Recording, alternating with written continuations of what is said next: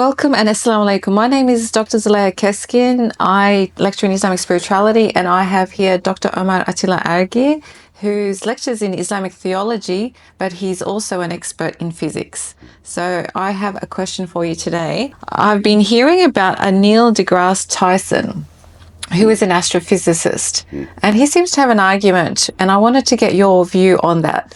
And his argument is that if God existed, he can't be both all-powerful and all good. And he gives the example of the tsunami, one of the tsunamis that took place, and he says if God was all-powerful, he could have stopped the tsunami. Okay.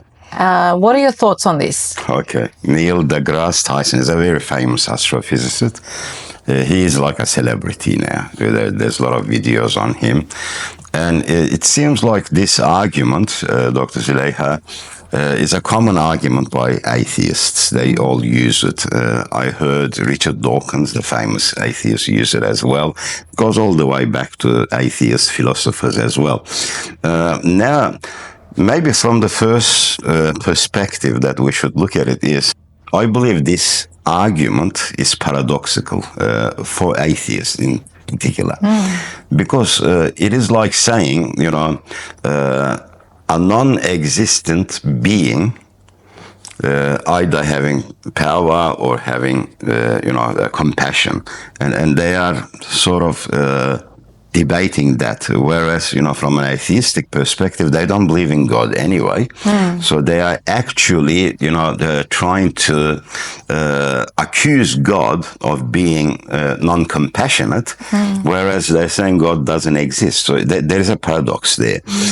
Maybe if a person believed in God, they may have that, right to ask the question, why doesn't God stop all this evil and suffering on earth? And Neil deGrasse Tyson gives the example of the Indian Ocean tsunami. And I looked at the Indian Ocean tsunami. According to records, it says 227,000 people lost their lives in that tsunami. When was that? It's during the 2000s. Okay. You might remember it happened in Thailand, Indonesia, yes. the big tsunami. Yes. And 200,000 is a big number, of course, people losing their lives, including women, children, innocent people, you might say. But the thing is this, every week, 1.2 million people die. Every week on Earth. That's like 120 people every minute. As we speak now, 120 people have already died. So does that mean God is not all good? Because people are dying. And we would need to think about the alternative. What would happen if nobody died or no living being on Earth died? Well, what is the alternative? We should think about that. We would have, wouldn't we? Think about your great-great-great-great-grandfather, in the grand old age of 575 or something. He's lying down in the corner of your home, can't even stand up, can't even go to the bathroom himself. He's just skin and bones. The quality of life is almost zero. Now, imagine living like that. I have to say, I know people who are very old. They're basically waiting for death for the reasons that you mentioned. It becomes a blessing that they die because, they've lived their life. And they, as you said, they've just got so many limitations that they're waiting for death. But I guess here the sticking point they might have is how the death takes place. So there's death and then there's death. Maybe that's what they're highlighting. Yeah, maybe not hell, more than hell. Maybe they are pointing out that there are young people there. People who have not really lived a full life, as they would put it, full life. But I also looked into that too. When you think about it, an average human being, let us say we live about 75 years. I'm just averaging it globally. 25 years of that we sleep. Wow. You have 50 years left. And if you take out the work hours, the education you have to go through, your baby times, child times, you don't even remember anything about the world. And the time after you get to a certain age, you don't have enjoy life anymore anyway. So if you take all of these out, they did the math, there's the statistics there. An average human being takes about 6 months of pleasure out of life. 6 months. So when we say full life, what are we talking about really when you think about it? There is a thing, another calculation that, if you look at the life of the universe, 13.8 billion years, that's a big number from our perspective. Yeah. And if you squeeze the life of the universe into 24 hours, you squeeze the life of the universe, human life is 0.3 seconds. Within 24 hours. Okay. 0.3 seconds. Relatively speaking. Relative. That's how short it is. Or if you put it into a distance, the 13.8 billion years, it's 14 kilometers, let us say, the distance. Yeah. Human life is 7 millimeters within that. 7 millimeters. What is a full life then? We have to think about it. This is a place, temporal. Earth is temporal for us, or this life is temporal for us. We enter from one side, we live from the other side. So from an Islamic theological perspective, this is not the main aim, life here. Nobody truly 100% has a full life here anyway.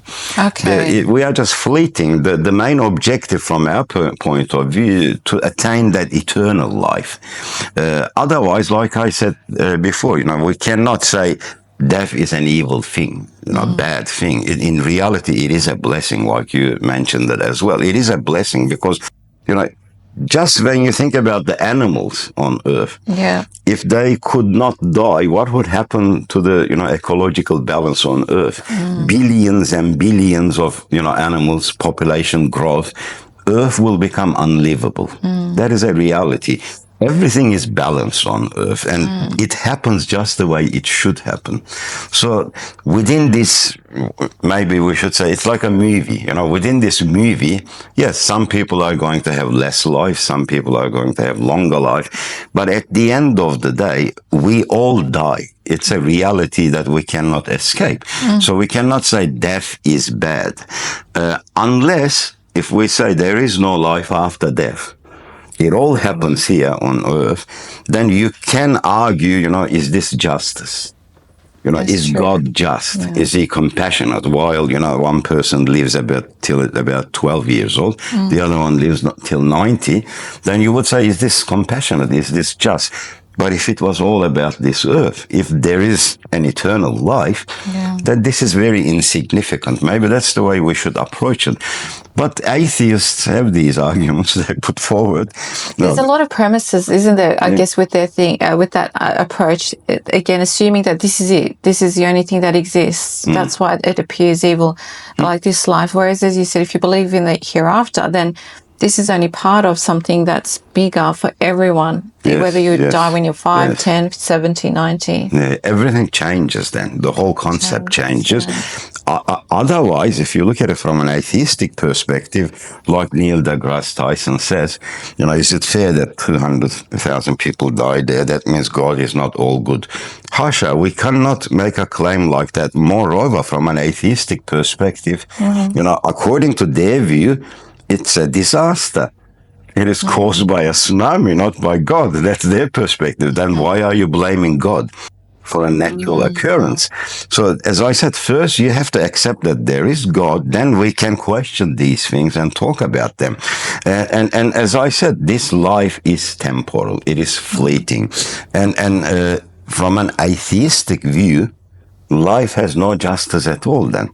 There are many people living in, comfort, in billions of dollars, and there are people suffering.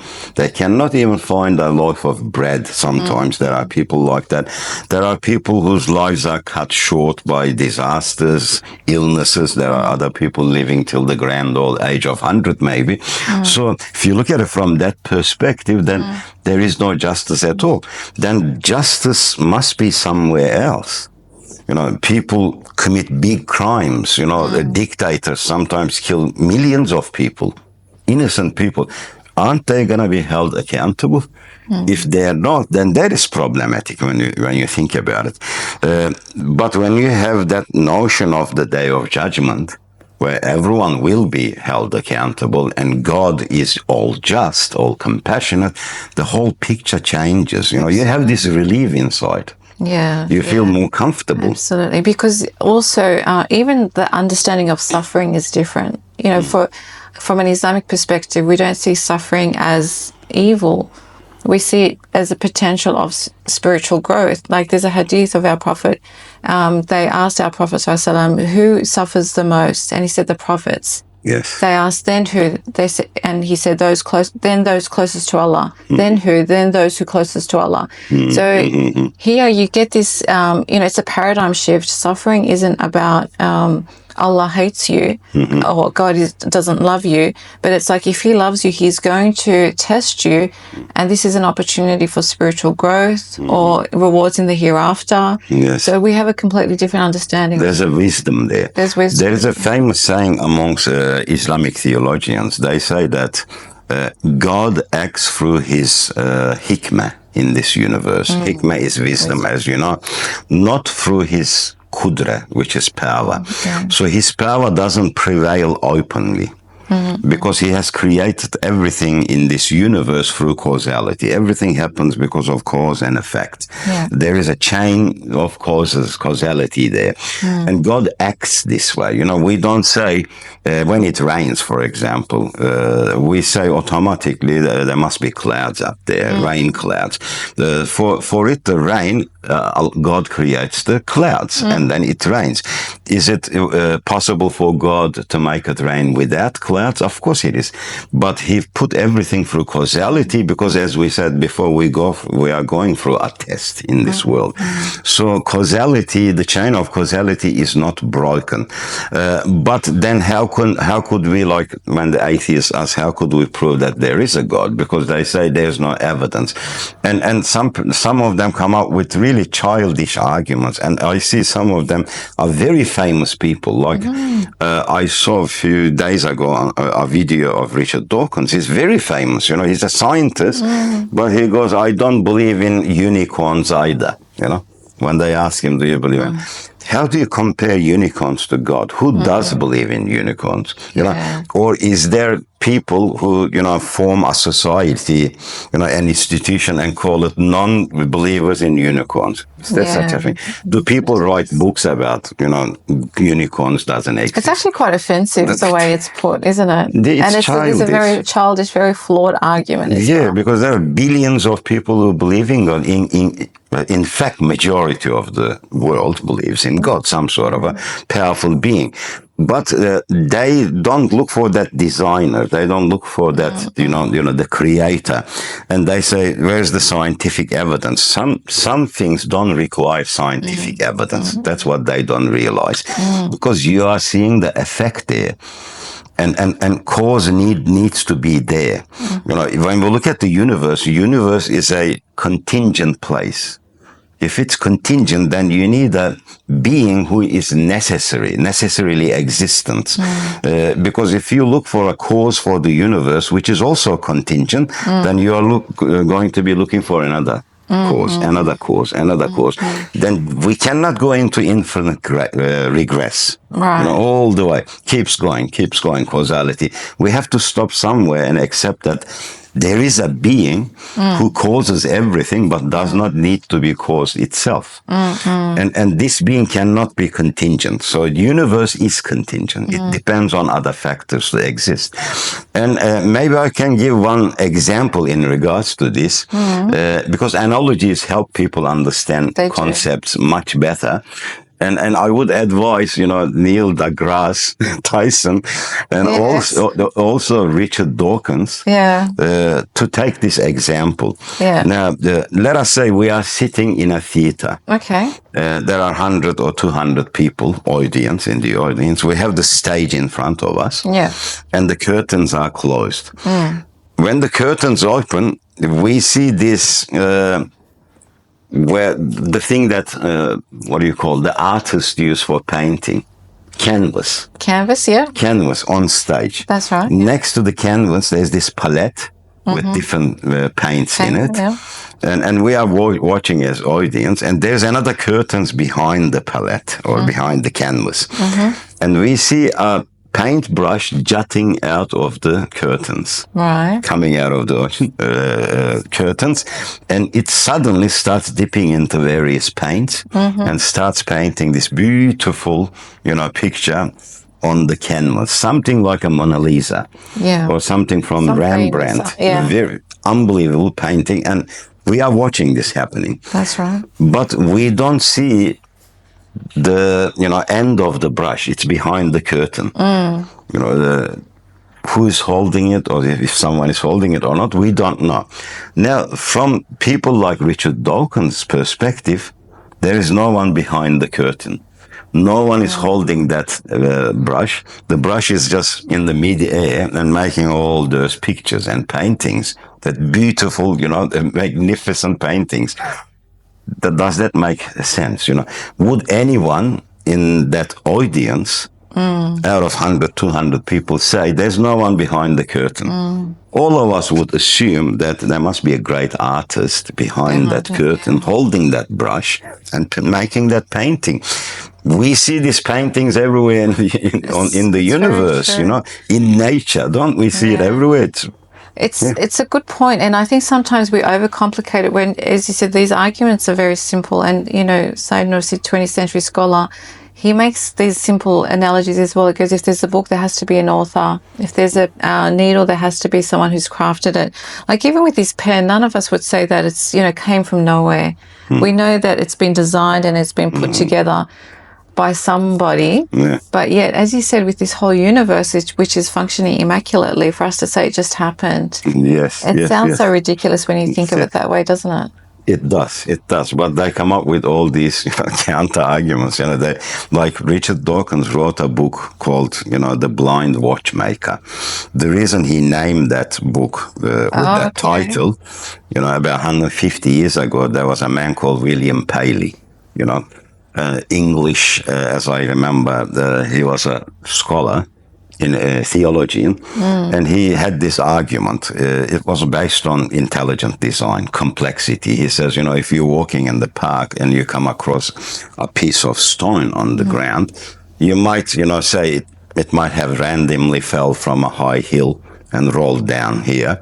But he says, if you come across a watch, you can't make the similar argument for randomness, he says, because watch is a very complex mechanism, device. It has all these gears and functioning, parts in it. Right. You would have to assume that it was designed by an intelligent agent.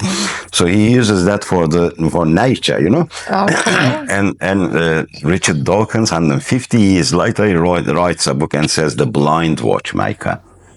And he's accepting that there is a watchmaker.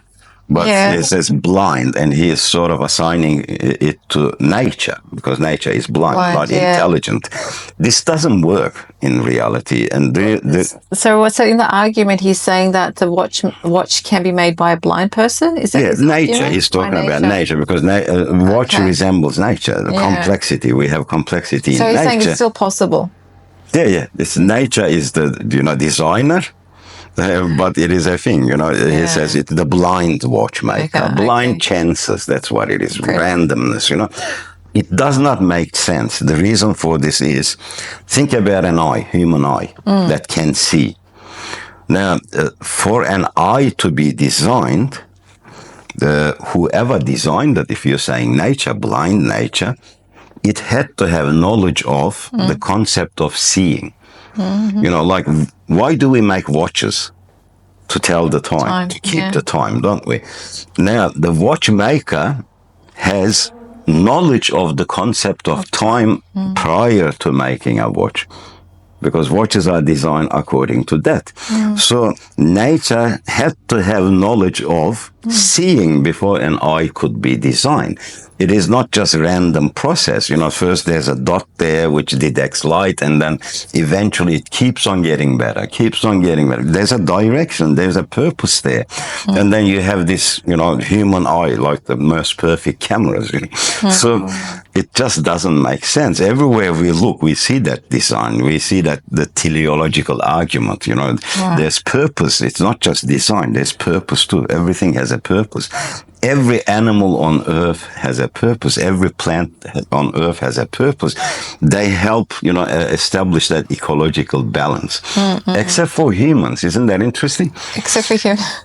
Isn't it? Human beings, from this planet's perspective, ecological perspective, we have no function. We do not help ecology, we do not help the earth in any way. Yeah. We don't contribute, we take. All the rest of the animals, the plant life as well, they contribute, for the earth. And they have a higher purpose, maybe we should say. Even a bee, That's true. It has a very higher purpose. It's not just to make honey and survive, but it has a higher purpose. It pollinates the flowers and so on.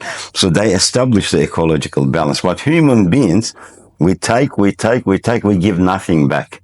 So that shows that our purpose is more beyond physical. That's a perfect thing. So our purpose is nothing to do with establishing ecological balance on Earth. It's way beyond that, because we seem to be like the kings and queens of the Earth.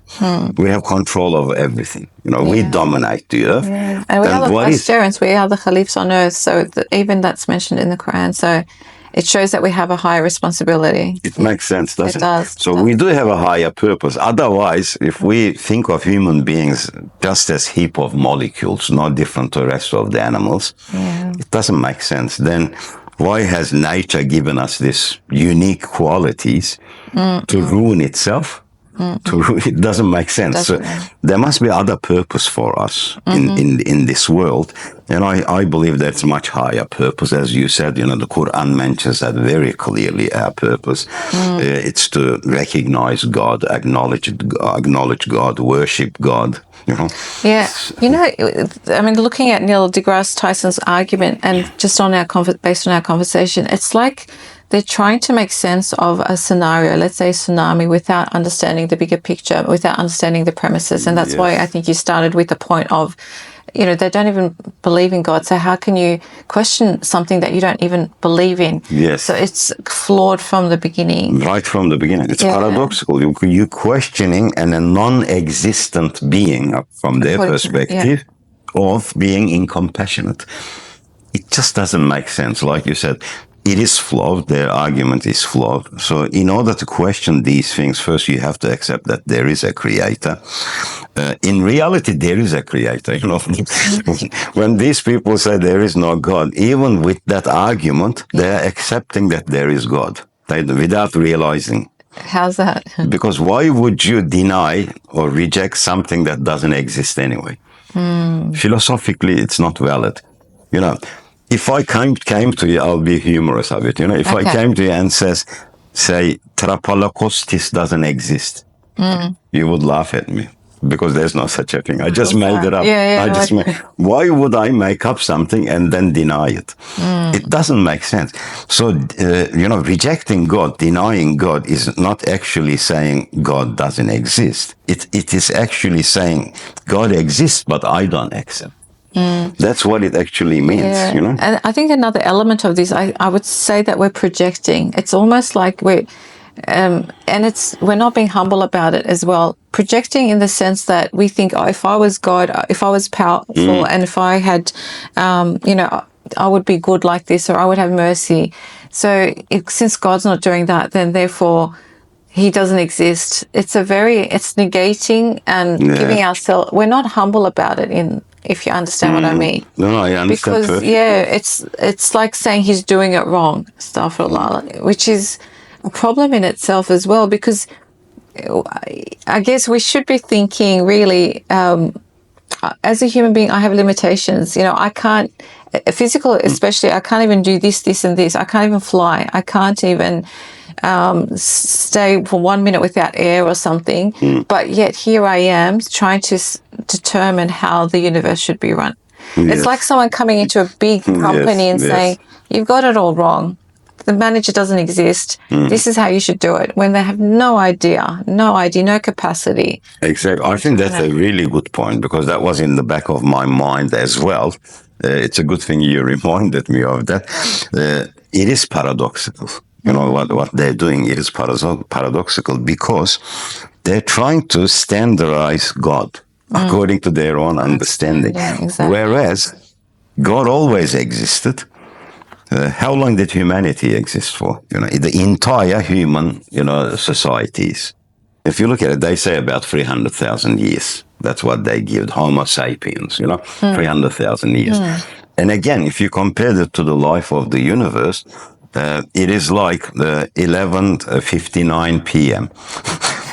We are in the last minute of the life of the universe. And we're trying to, standardize God. We're saying God should be like this. Who are we? Yeah. Who are we to assign standards for God? It is He who created us out of nothing, or for us, a drop of liquid. That's who we are. So He is the creator. He is the designer. He is the governor. And then you're questioning how He should be. But and another thing, where does this compassion come from? I would say with God's compassion, do you mean? That compassion we have. Neil deGrasse Tyson, he says he thinks that's incompassionate to allow tsunamis, for example. But when he's making that argument, he's doing that through his own compassion. As a humanly compassion, mercy, isn't it? But where does it come from? It originates in the Creator. So our compassion is very, very limited compared to His. It is like a piece of glass on the ground, which reflects the sun's light. When the sun shines, we see a little tiny sun within a glass, because they're transparent objects. And then the little glass, claiming that it has more light than the sun. So, when you put it that way, we're acting like that broken glass is shimmering some light, saying I'm more bright than the sun. And that's a very good analogy, because in a hadith our Prophet explains how Allah has 100 parts mercy, and He uses 1 part for this earth. And because of that because of that compassion, you see the compassion of animals towards their offsprings, and humans towards their children, just from that 1%. And when you look around, there's a lot of, there's things that go wrong, but there's a lot of compassion that's being manifested. Things have to go wrong, It's quite normal, because God Almighty, Allah subhanahu wa ta'ala, has given us free will. Human beings have free will. And when you have that tool, it's a very, important tool, significant tool, because you're able to make choices freely. But when you have that tool, it means you have the ability to do bad as well. And if you look at the universe, or Earth, we should say, 99% of the evil suffering on Earth is caused by humans. It's a reality, the wars, the pain we inflict on others. The famine we cause. Or even the pain we inflict on animals. Pain and suffering.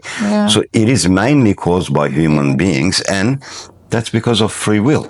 But I always ask this question, philosophical question, someone who's concerned about this doesn't want any of this happening. If God said to them, look, I can stop it instantly. Well, no animals will suffer, no other humans will suffer, but I need to remove your free will. I need to cancel your free will. Would we accept it? We should think about it. No human being would accept that. We want freedom. We want to be empowered. We want to be able to make decisions. Yes. And again, I guess, then they might say, well, we don't want evil. But again, but without the hereafter, I always say this, without belief in the hereafter, it's like an unfinished story, this life. It is. It's like reading a novel halfway and trying to make sense of it. You can't, because it doesn't end when you die. And the minute you realize that, you can look at this world and think, okay, things make more sense. Because if someone has died unjustly, if that means they can have eternal bliss, Who wouldn't want that? I always think of this scenario. Imagine I was unjustly murdered in the afterlife. If Allah says to me, subhanahu wa ta'ala says, look, because you were unjustly killed, I'm going to put you in paradise. But if you want, I can take you back on earth and not have you murdered. What would you prefer? I think at that point I would say, if I'm going for eternal heaven, life. I'm happy. That's fine. Leave it as is. And I think that's where we don't realize, or we don't think about the implications or how people are going to be rewarded for the challenges that they've been through. Yeah. Maybe we could say this. We can have another podcast specifically on the topic of life after death. What is the evidence for it, if you like, in the future? But I'll give you one example of one of the evidences for life after death. As I mentioned before, there is injustice on earth. Justice cannot be ever, maybe fulfilled on earth. It's Absolute not justice, yeah. Absolutely, it's not possible. But another thing is, if you look at all the things on earth, all living things, including human beings, whatever they need to survive or whatever needs they have, it is given to them in some way. Their feelings, are emotions or physical feelings, are sort of always satisfied through some ways. And to cite examples, whatever God created on earth, let us say on earth only, it has a counterpart. Like for example, we have ears. There's light, there's sound. Because sound and ears match together. It's always match. There is light. We have eyes. It's always matching. So whatever there is a need, it also has its counterpart as well. But there are some things that we have, we cannot find their counterparts on earth. We don't want to get old. We don't want to get sick. We don't want to be poor. We want eternity. We want to live always. None of these things exist on earth. Then I say to myself, if God did not want to give, why did he give the feeling of want? But we have this feeling of want. That means he will give what we want, but it's just not here in this world. We have to realize that there must be something beyond. We are not just made up of, amino acids, proteins, molecules. You cannot reduce human beings to matter. It does not make sense to me. No, that's a very good point. And maybe that's another podcast in the making. So let us know in the comments if you think that's a good podcast to have. Thank you so much for your time. And Allah subhanahu wa ta'ala is the all-powerful and the all-good. We have come to that conclusion. Yes, it's great to be here. Thank you.